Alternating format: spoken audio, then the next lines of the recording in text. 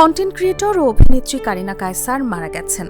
Liver সংক্রান্ত জটিলতায় ভারতের চেন্নাইয়ে চিকিৎসাধীন অবস্থায় 15 মে দিবাগত রাত 1:30টার দিকে তিনি মারা যান। তার মৃত্যুতে সোশ্যাল মিডিয়ায় শোক প্রকাশ করেছেন অনেকেই, কেউ কেউ করছেন স্মৃতিচারণ। তানজিনা রহমান তাসনিম একটি ছবি পোস্ট করে লিখেছেন, এই ছবিটা 16 মার্চ তোলা, আজকে 16 মে, একদম 2 মাস আগে। একসাথে আলাদার প্রিমিয়ারে আমার ফোনে আমি একটাই সেলফি তুলেছিলাম, আর সেটা এই ছবি। ঈদে কন্টেন্টটা রিলিজের আগে পরে আমাদের অনেক কাজের আলাপ হয়েছে। আমার কাছে সবকিছু খুবই অস্বাভাবিক লাগছে। কারিনা খুব তাড়াতাড়ি আমাদের দেখা হবে।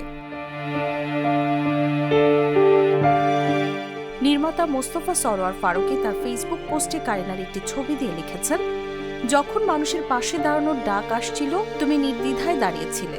কারিনা, বাংলাদেশ তোমাকে মনে রাখবে, আর আমি মনে রাখবো তোমার ওয়েটের কারণে, তোমার ডিলাইটফুল প্রেজেন্সের কারণে, তোমার সাথে করা কাজ 36-24-36 এর কারণে।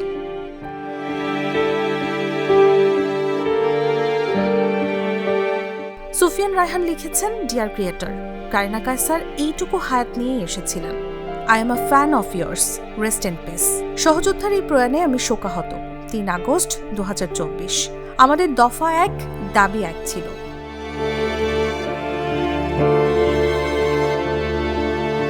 জুলকারনাইন সায়ের লিখেছেন, ইন্না লিল্লাহি ওয়া ইন্না ইলাইহি রাজিউন। কারিনার মা বাবা, ভাই, নিকটাত্মীয়, স্বজন ও বন্ধুদের এই শোক সহ্য করার মতো ক্ষমতা আল্লাহ দিন, এই প্রার্থনা করছি। অত্যন্ত প্রাণবন্ত একটা জীবন যে মুহূর্তের মধ্যেই হারিয়ে যেতে পারে, কারিনার অকাল মৃত্যু সেই নির্মম বাস্তবতার মুখোমুখি করল আমাদের।